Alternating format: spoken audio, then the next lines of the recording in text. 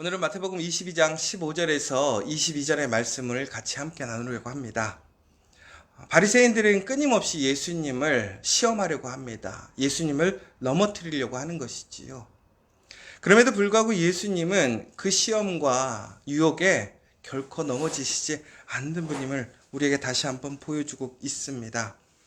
그런데 오늘 바리새인들이 예수님을 넘어뜨리기 위해서 작전을 짜는데요.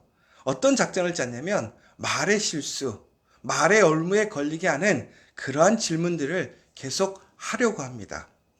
그러면 왜 이들은 다른 여러 가지 것들이 있을 텐데 그럼에도 불구하고 어떤 예수님의 그런 말을 가지고 왜 자꾸 이렇게 시험을 걸려고 했을까? 바리새인들 자체가 워낙 말을 잘하고 지식을 많이 갖고 있기 때문에 그 지식으로 예수님을 상대하려고 하는 그러한 생각도 있을 것 같아요. 사람들이 보면 뭐든지 자신의 장점을 가지고 싸우려고 하잖아요. 이 바리새인들 또한 마찬가지였던 것 같습니다. 자신들이 가지고 있는 여러 가지의 많은 것들이 있겠지만 그 중에서도 말씀의 그러한 지식과 또 전통을 가지고 예수님을 무너뜨리려고 했던 것이지요.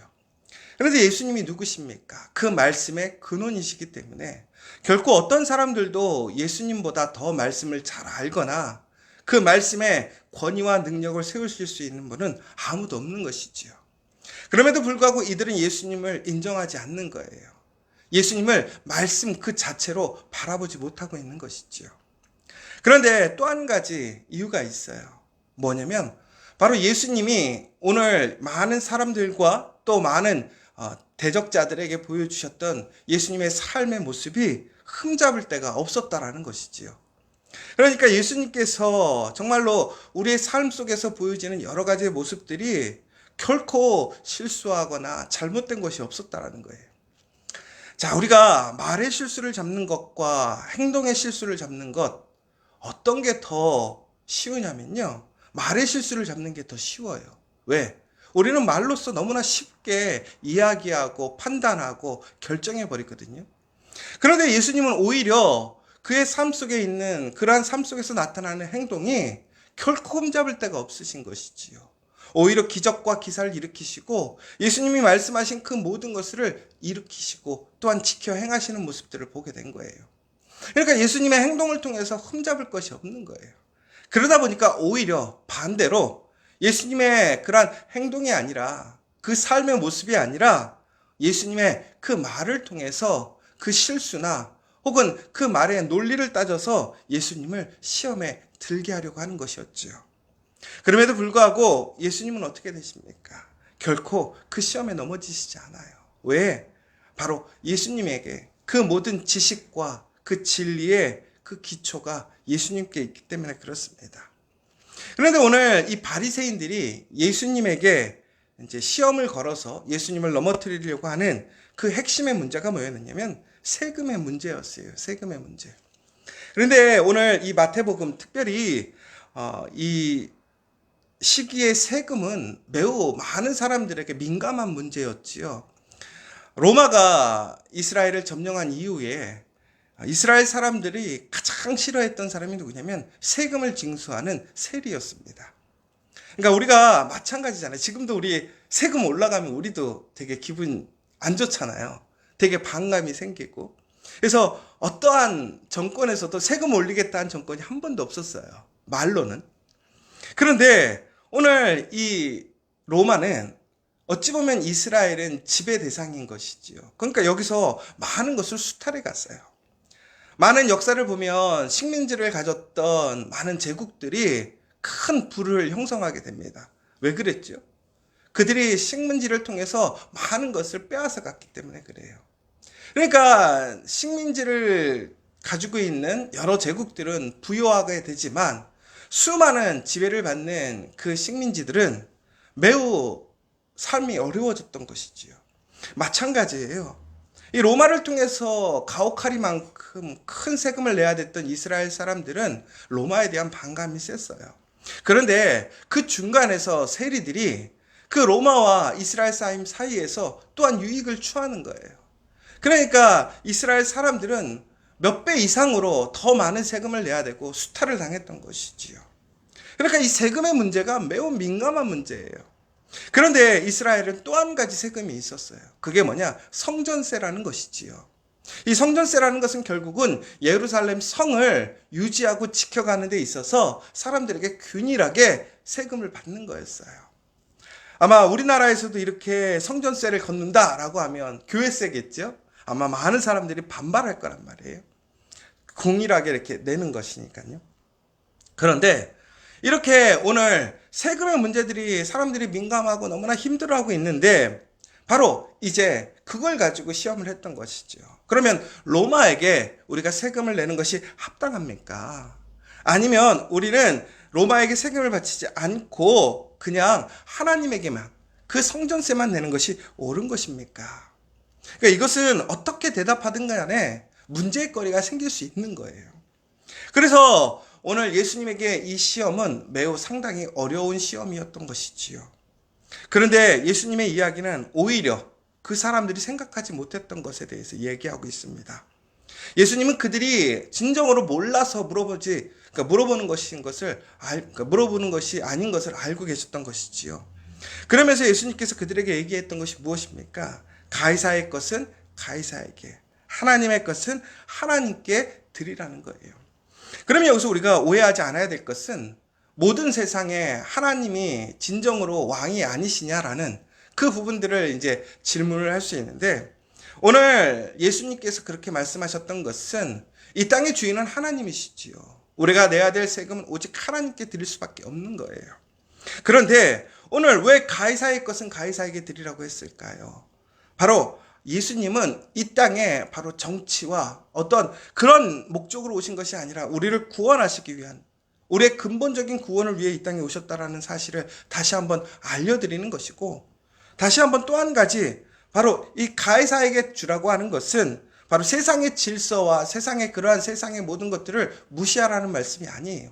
그러니까 하나님은 주인이시지만 하나님 또한 그 모든 것들을 하나님께서 주관하시고 인도하신다라는 이야기시지, 그 왕들이 그 왕의 권세를 스스로 갖고 있는 것이 아니라 그 왕, 그 제국, 지금의 모든 상황들이 하나님의 그 섭리 가운데, 하나님의 인정 가운데 그것들이 세워졌기 때문에 그것을 인정하는 것, 그러니까 결국은 가이사에게 세금을 낸다고 하는 것 또한 하나님께 그 세금을 드리는 것이고 하나님을 인정한다라는 것이죠.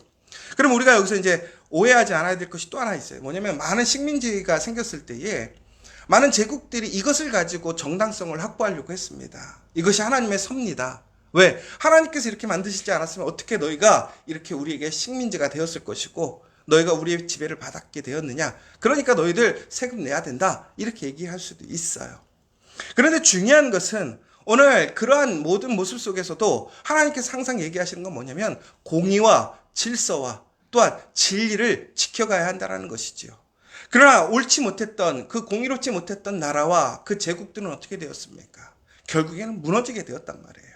그러니까 하나님께서 세우셨다고 하는 것은 하나님을 인정하고 하나님의 말씀 안에서 하나님의 그 공의와 정의를 실천하는 그 나라는 영원히 세워질 수 있고, 또한 하나님의 은혜에 머물 수 있지만 하나님을 부정하고 하나님의 말씀 안에서 정직하지 못하고 공의롭지 못하고 하나님의 말씀대로 따라가지 못했던 그 나라들은 존국에는 하나님께서 그 나라를 다 무너뜨리셨다는 사실인 것이죠. 그러므로 우리는 하나님의 신실하심과 공의하심을 믿는 거예요. 오늘 우리의 삶 속에서 나타나는 그런 불공평함과 공의롭지 못한 것, 막막한 현실들을 우리는 단순히 원망하거나 포기하는 것이 아니라 바로 그 상황 속에서도 하나님께서는 선한 일들을 이루시고 또한 하나님의 공의를 세우신다라는 그 확신 속에서 우리는 하나님을 인정하고 하나님을 기다리는 마음으로 바로 이 가이사에게 또한 하나님의 것은 하나님에게로 드릴 수 있는 그 믿음이 되어야 한다는 것이지요. 더 나아가서는 또 하나가 있어요.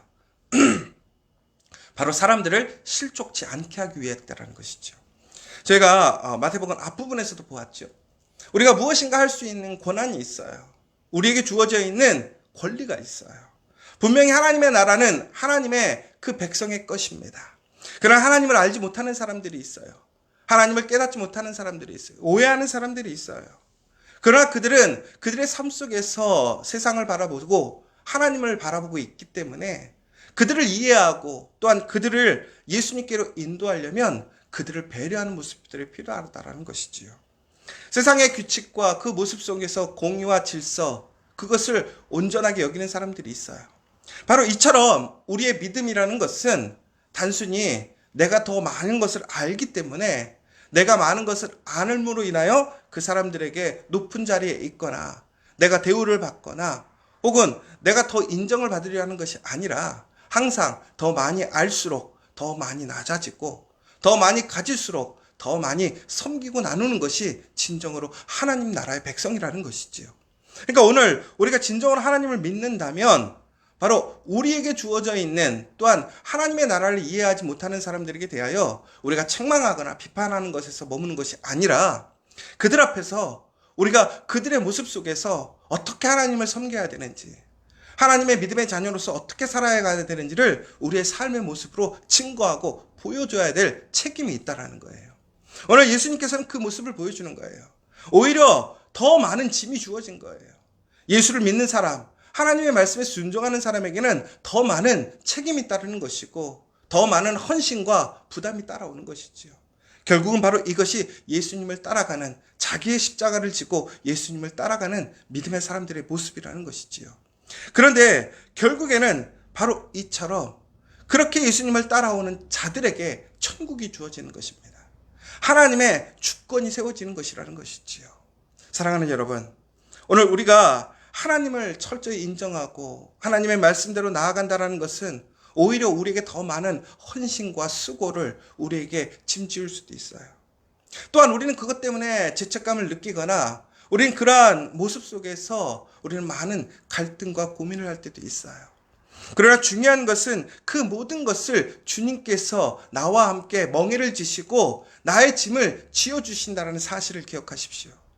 우리가 그 순리에 그 선한 하나님의 길에 참여함으로 인해서 우리가 책임져야 될 그 일들을 우리가 끝까지 책임지는 것이 아니라 그 믿음으로 그 순종으로 우리가 참여하게 될 때에 하나님께서는 우리에게 더욱더 그것을 감당할 수 있는 힘과 지혜와 능력을 주신다라는 거예요.